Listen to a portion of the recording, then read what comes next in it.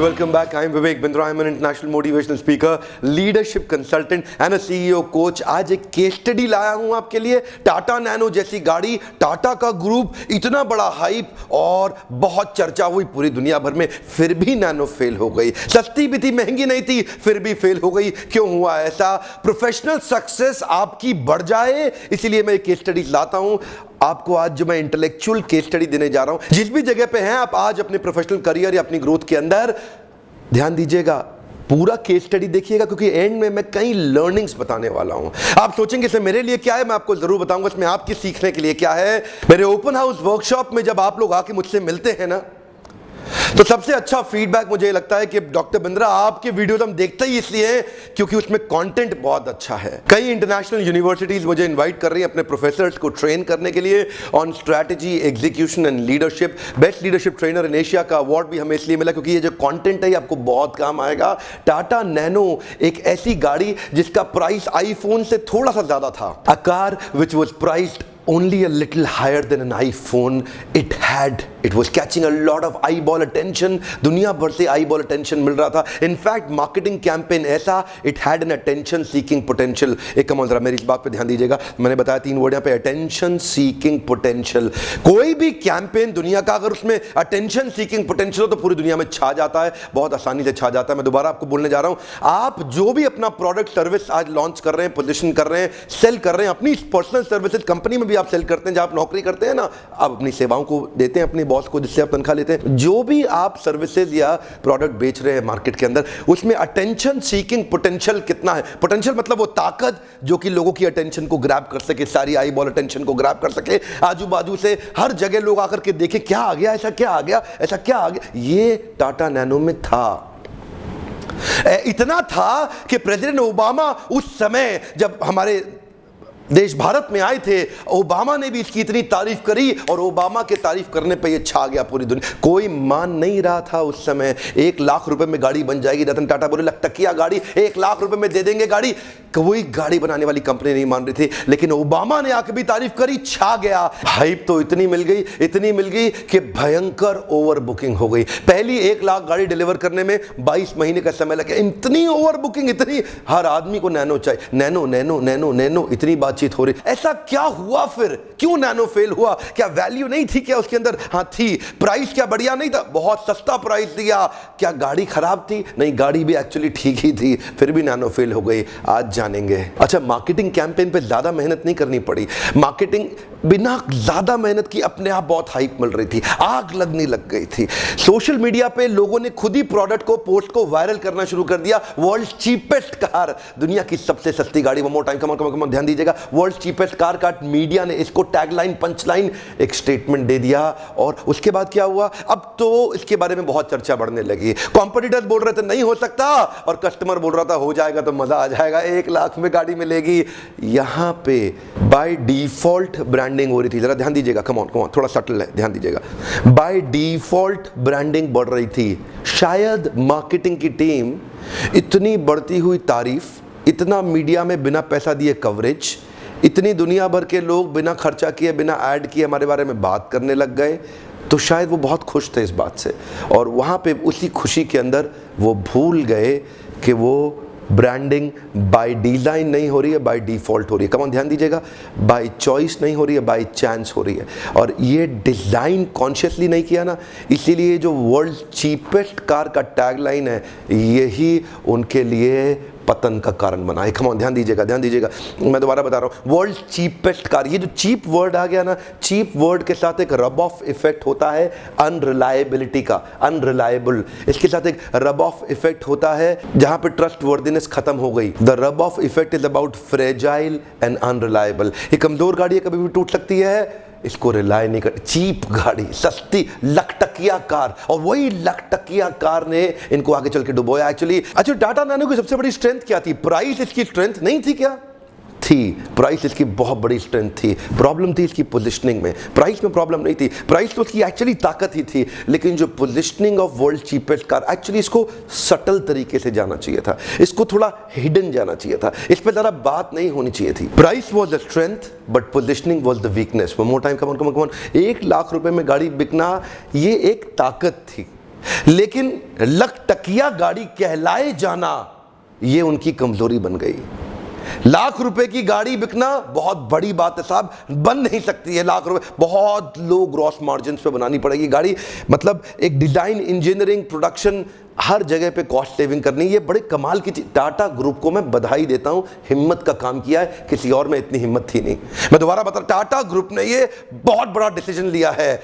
हर आदमी में हिम्मत नहीं है इस प्रकार सोचने की भी कि मैं जन जन तक गाड़ी पहुंचा सकूं अपने देश के अंदर। ऐसा देश जहां पे एक गंजा आदमी जिसकी तोन निकली हुई है, जो देखने में उतना खूबसूरत नहीं, रंग से काला है, उसको भी लड़की खूबसूरत चाहिए शादी के लिए। ये ऐसा देश है जहां पे अखबार में ऐड निकालते हैं, slim fair complexion and beautiful girl needed. ध्यान दीजिएगा, देश भारत ऐसा है, थोड़ा इन्फीरियोरिटी रहा है अंग्रेजों के कारण। यहाँ पे खूबसूरती पे, डिजाइन पे, लुक्स पे बहुत वैल्यू किया जाता। लेकिन टाटा नैनो क्या लग रही थी? वो लग रही थी एक blown up match box, a replica of N auto rickshaw which looked like a mouse। Covered auto rickshaw कहा जाने लगा इसको। ऐसा बोले कि ये वो ऑटो रिक्शा है जो कवर्ड है। अच्छा, पहिए 4 हैं इसके अंदर। ऐसा पोजिशनिंग खतरनाक हुआ ऑर्गेनाइजेशन के लिए। चीप गाड़ी के साथ में जो अनरिलायबिलिटी का टैग लगा ना कि ये गाड़ी ठीक नहीं रहेगी, उसी दौरान कुछ 2-3 लाख गाड़ियों में से पहले साल के अंदर लगभग 3 गाड़ियों में आग लग गई और कुछ इंसिडेंट्स एंड एक्सीडेंट्स आए सामने। अच्छा, ये इंसिडेंट और एक्सीडेंट ज्यादा नहीं थे, क्लोज टू 1 मिलियन गाड़ियां बिल्कुल ठीक चल रही थी, 3 ही गाड़ी में दिक्कत थी, लेकिन मार्केटिंग की टीम पॉजिटिव रिबटल जनरेट नहीं कर पाई। They could not do enough to take away this campaign जो अपने आप नेगेटिवली स्प्रेड हो रहा था ना, इनके बारे में हे चलेगी नहीं। सारे कॉम्पिटिटर उस समय पीछे लग गए थे नैनो को ठोकने के लिए और सब बोल रहे नैनो नहीं चलेगी, नैनो नैनो नैनो ले रखी, नैनो ली हुई तो तुम्हारे पास नैनो है, ऐसा बोल बोल के पोजीशनिंग पूरी खराब हो रही थी और वहां पॉजिटिव रिबटल जनरेट नहीं किए। ध्यान दीजिएगा, मार्केटिंग की टीम को जितना मेहनत करना चाहिए था ना गाड़ी में आग लगने के 2-3 इंसिडेंट्स के बाद, एक्चुअली हर गाड़ी में आग नहीं लगी है, गाड़ी में दिक्कत नहीं थी, आग लगने के कारण कहीं और भी हो सकते थे।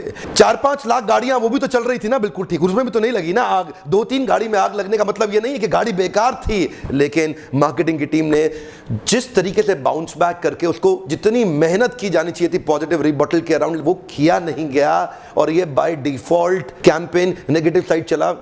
जरा देखिए होता क्या है, पॉजिटिव न्यूज धीरे धीरे चलती है, नेगेटिव न्यूज बहुत तेज स्प्रेड हो जाती है। वो पॉजिटिव न्यूज को एस्टैब्लिश करने के लिए बहुत मेहनत करना पड़ता है, नेगेटिव न्यूज तो अपने आप बढ़ती है और वो मेहनत मिस कर रही थी टाटा नैनो की मार्केटिंग की टीम। अच्छा, तो टाटा ग्रुप की ये पहल टाटा मोटर्स की कि घर घर में गाड़ी हो, गांव गांव में गाड़ी हो, हर व्यक्ति के पास गाड़ी, उस समय उनकी पोजीशनिंग टियर 2 और टियर 3 सिटीज में, यानी कि छोटे शहरों में और गांव की तरफ ज्यादा टारगेट करना चाहते थे नैनो को। पर हुआ क्या, अगर आप ध्यान से देखें, शहर में families are leaner and roads are cleaner. ध्यान दीजिएगा, कमॉन, शहर के अंदर छोटा परिवार होता है और सड़कें ठीक ठाक होती है, पर गांव में परिवार बड़ा होता है।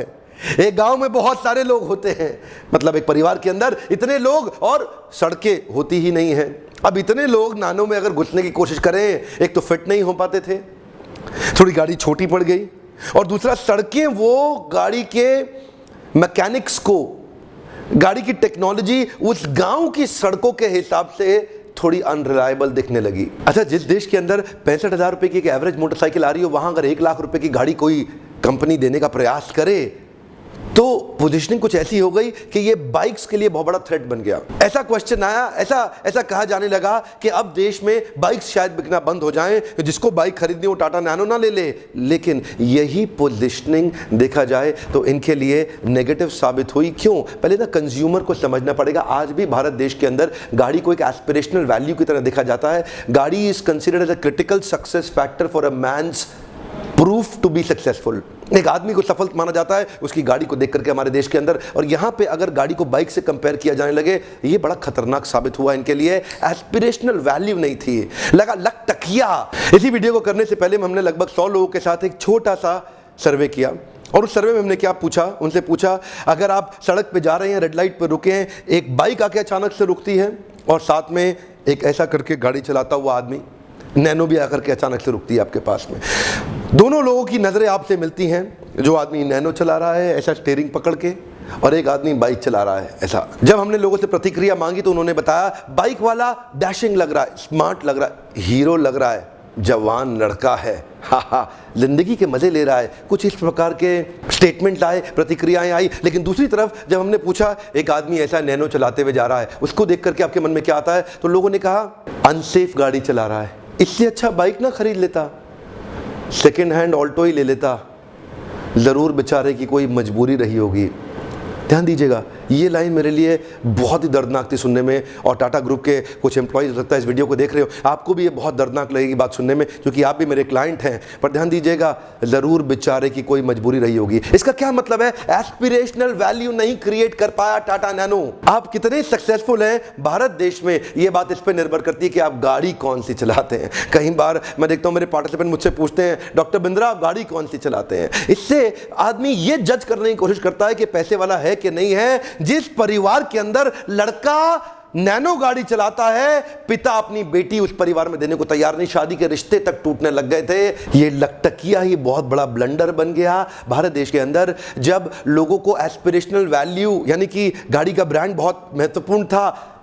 नैनो 1 लाख 1.5 लाख की गाड़ी थी, उन्होंने सोचा इससे अच्छा सेकेंड हैंड ऑल्टो ले लो, सेकेंड हैंड सैंट्रो या रिड्स ले लो। वो सेकेंड हैंड गाड़ी लेना ज़्यादा प्रेफर किए। एक्चुअली हुआ क्या, जो बाइक वाला सेगमेंट था वो ऊपर शिफ्ट नहीं हुआ और जो ऑल्टो सैंट्रो का सेगमेंट था वो नीचे आया नहीं। तो ये जो बीच में पोजीशनिंग रह गई, यही खतरनाक हो गया। देखिए, लंबोर्गिनी या फेरारी अगर नहीं खरीदोगे ना अमेरिका के अंदर, कोई भी गाड़ी खरीद लो, किसी को कोई परवाह नहीं है। लेकिन भारत देश के अंदर neighbours envy and owners pride दिखाना चाहते हैं पड़ोसियों को, देखो मैं कौन सी गाड़ी लेकर के आया। लेकिन ये जैसे ही मैं नैनो लाऊंगा लोग बोलेंगे ए लकटकिया, वहीं फंस गए। मैं फिर से बताता हूं आपको, टाटा ग्रुप ने ये गलती नहीं करी सोच के कि गाड़ी सस्ती होनी चाहिए। ये बहुत अच्छा किया, टाटा ग्रुप ने डिसीजन भी ठीक लिया कि सस्ती गाड़ी इंडिया में ज्यादा बिकेगी। लेकिन वो जो सस्तेपन का टैग लग गया, उसको कॉन्शियसली मार्केटिंग की टीम को बचा के चलना चाहिए था। बिजनेस और केस स्टडीज की जानकारी प्राप्त करने से आप जरूर एम्पावर्ड महसूस करते होंगे,